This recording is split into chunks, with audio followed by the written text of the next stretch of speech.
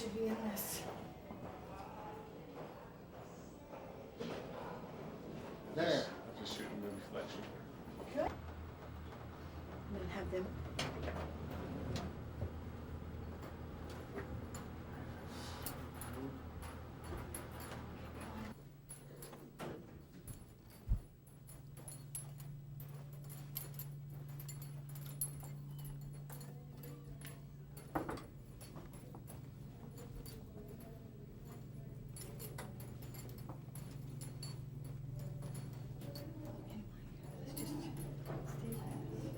Looks like it's right here.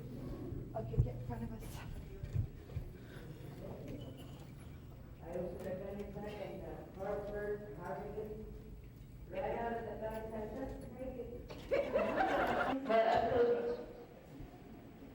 Took the toboggan off and started running after it with his nose, we couldn't even catch it. Then there's this other one. I work for environmental programs in Helsinki. Got down. She was really hurt. She had slivers on her thighs and her private parts. She tried to take the slivers off and went to the hospital. Doctor said, "What can I do for you?" "Well, I have this problem, and she told me. So the doctor said, "Okay, I'll do it." We're honored here to have guests that we invited for the We the People March. And they come from a long ways, from the Diné peoples. And the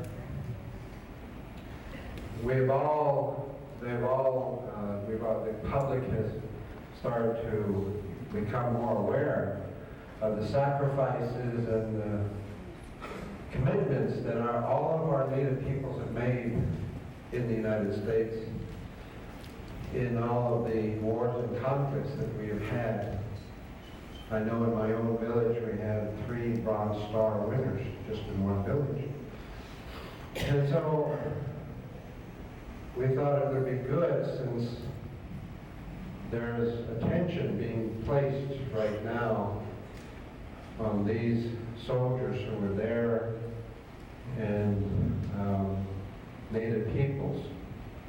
In the sacrifices, you saw the movie Wind Talkers, or some of you probably seen it. And the movie had some people concerned because it was to talk about the courage that was shown during that time by some of our Diné. And of course, the public commercial movies, they always have these big actors, and so that somewhat distracts from the message. So we felt that the best way for people to really know is to meet some of these people in person and to put a human face to the people who were shown in some way in this movie, Wind Talkers. Wind Talkers in Diné means radio. That's the meaning of it, I believe. That's correct. And we are honored, very honored, to have Mr. and Mrs. Stone here, who is a Diné code talker who was in World War II. And I'm asking Jeanie Greene, thank you very much for bringing her, and welcome to Alaska. And I hope that the Cricket and Haida singers and dancers finally found you at the airport. They called me on the telephone. They were really worried because they couldn't find you. Did they find you? Yes. They did? Oh, that's good. I'm glad. You know, in the Cricket tradition, when they do that for people that come in, as an honor, and There's also a tradition that is used for chiefs. And we felt that was appropriate. So Jeanie Greene will do the introduction. Was beautiful. Yesterday, we had the privilege of interviewing Mr. and Mrs. So. We actually interviewed Samuel So, and we got the story that the part that everybody knows about. And that part is that he was a code talker and he was on Iwo Jima. He was the one that gave the message that the island was secured, and then the flag went up. It was so exciting. I just stood there and I just had tears running down my face. It wasn't so much what he's going to share with you about the actual war in Iwo Jima and all that, but for me personally, it started out long ago when he was first born in the reservation and how he was recruited. And the story, that's the story that's really just as important. I'd like to present, Anne, will you stand up and come up for a minute, and Samuel, Mr. and Mrs. Samuel So and his wife, Anne, who came all the way from Arizona.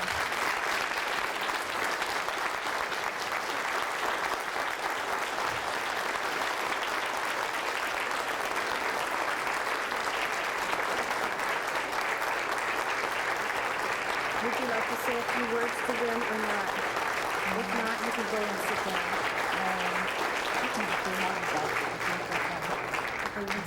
They're going to say a few words. Go ahead. Okay. I just want to say, Diné, hello, my people.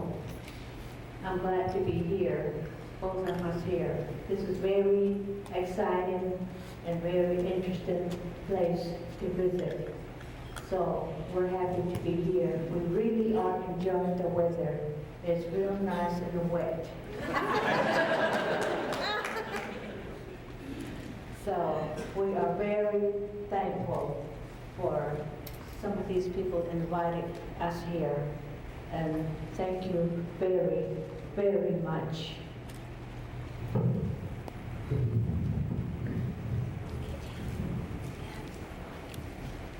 Ja, eerst Diné.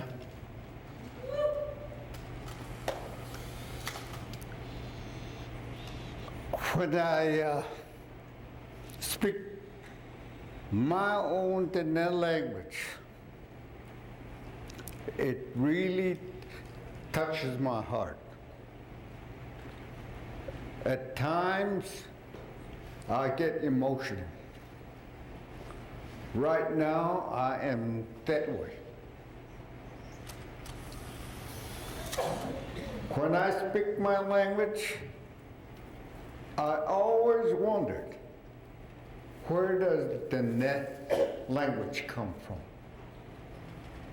I read in history books, maps, and all that, and I found out the language I speak, the Apaches, and there are some other Native Americans that live in California, the state of Washington, and all across into Alaska. And when they say Navajo language, that's not Navajo language. That is a language of the Athabascan people that come from here.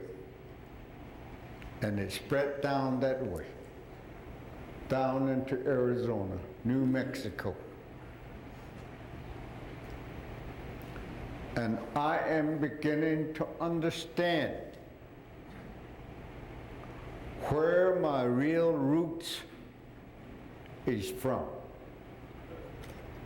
I found out that a young man met us at the airport, and he sang an honor song for us. I stood there frozen and watched.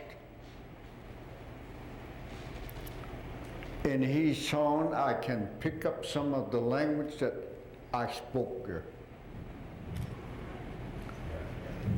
And then when they say this is a Navajo code talker, what they should have said was Diné code talkers.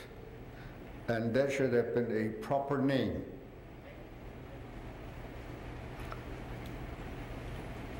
And when they say, you are a Navajo code talker, to them that's what it is. But to me, it is the Diné code talkers, and then the language that the Diné's language is what helped won the Second World War. And then I found out the language comes from here and is spread down there. And I brought some of the coded words that was used in the Second World War. And I have copies of it. If you need copies of it, we can copy it and distribute it out to whoever wants it. That's what I brought, and then I have some pictures that I experienced with the Iwo Jima flag raising. While I was on the battlefield, and I had a radio on, and all of a sudden, this coded word flashed. And I just grabbed my pencil and started writing it down. And all the Marines that were in the foxhole, every time they see me do that, they always say, "What's up, Chief?" So while I was writing it down, and the word that came in, it said, "Tepe Bena Nazi." In English translation, it meant sheep's eye is cured. But that is a code word for Mount Suribachi is secured. And when the Marines asked me what's up, so I just pointed to the flag. And the Marines that were around me just jumped up and started yelling, and they behaved like their home team made a touchdown. And I believe we have seen those pictures. The next day, the flag was on top of Mount Suribachi. And then we took part in that. It's not a written language. You can't write it and you can't read it. We only speak it. That's why they selected it. Other Native American language, but for some reason, they selected us to do a job there at Hero. I don't think I'm a hero.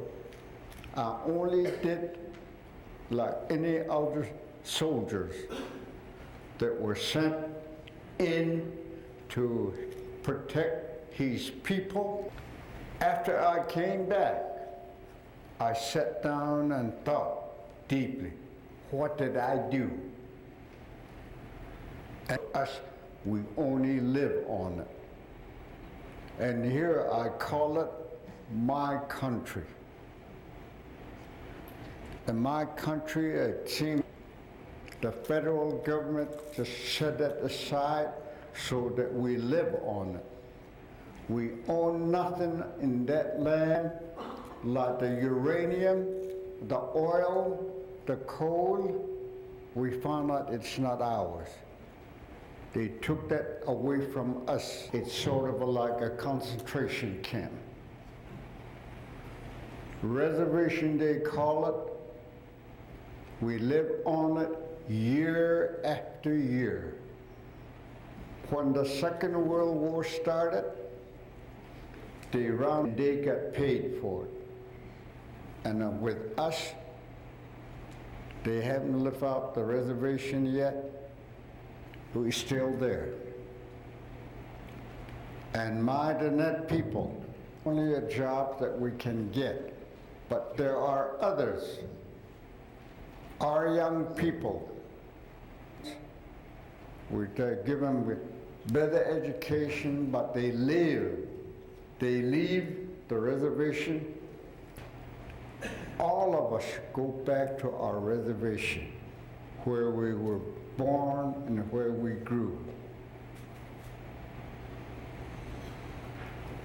Let me tell you something,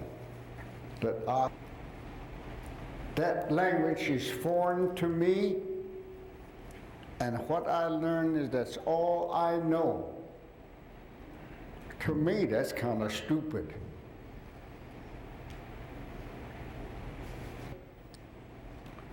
It said, you will not bear arms anymore. And yet, when the Second World War came, they draft me and says, you're going to use your own language. What about the arms that we signed? Oh, never mind that. Here's a rifle. You go out and fight. They didn't keep those treaties at all. So what are we going to do if they can't keep the promises they give us? Move them away from their habitat, they'll fight you. We are the same too. We Native Americans push us too much. We're going to stand and then we will fight back. Somewhere, sometime, but we need to sit down and understand each other.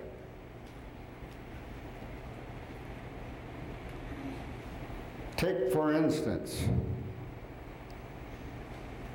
the Japanese people were paid because they were put in a concentration camp for a short time. What about us?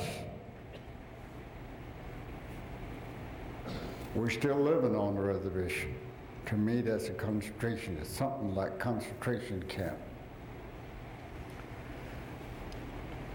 With these, I have these experiences, all vast lands, all over the place. It says, my gosh, this is what you call freedom. You can be out there anytime.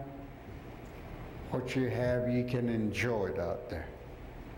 I used to live in a city for a while, and they says, you can't keep horses here, get rid of them. You mean I can't even ride my horses? Moved back to my own reservation, where I have my own horses. I can ride my horses anytime, any place I wanted to. And I found out you can't do that in the city. So I think I understand the march, the walk we're going to have tomorrow. That walk should at least make people think this is the way they live, and this is the way we live.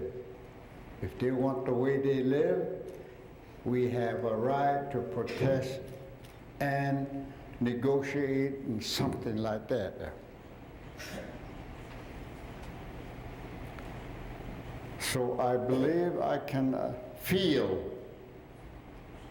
what you face here. Ours were already. We can't live by livestock anymore. Our reservation got too small, and they told us to reduce our livestock. we used to own, my family used to own 90 heads of horses.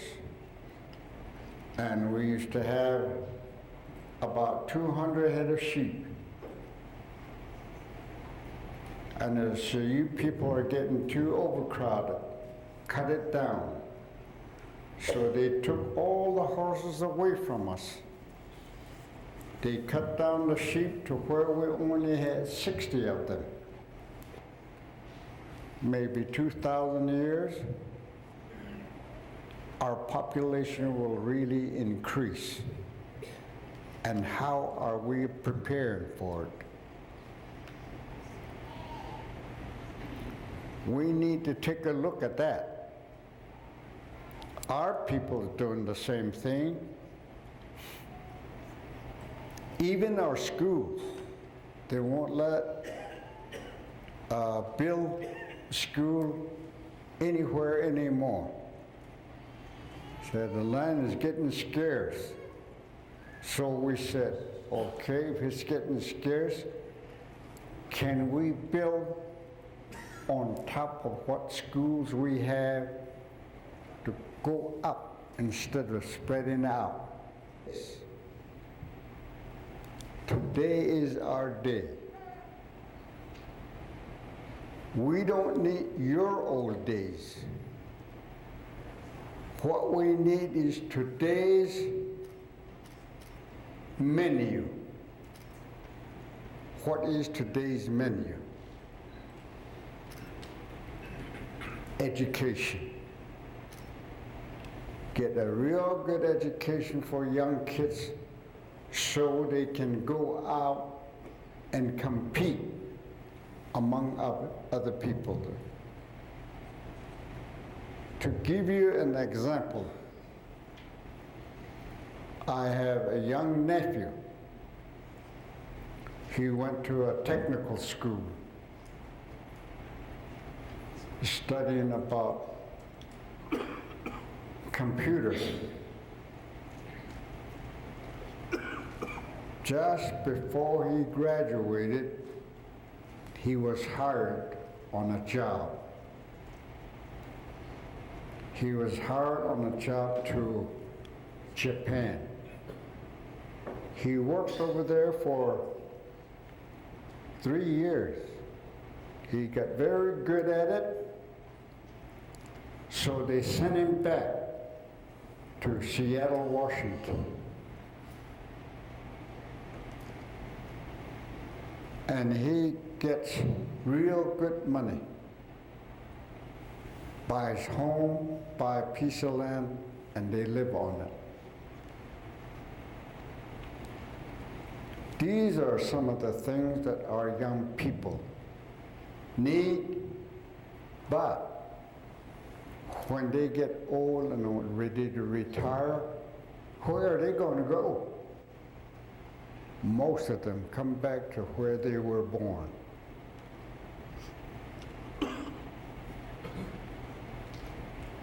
With me, after I left my hometown, my home where I was born, I've been away in a war. When I came back, the land I was born was no longer mine. Another family took over. When I got back from the war, I found out my father died, my mother died, and one of my sisters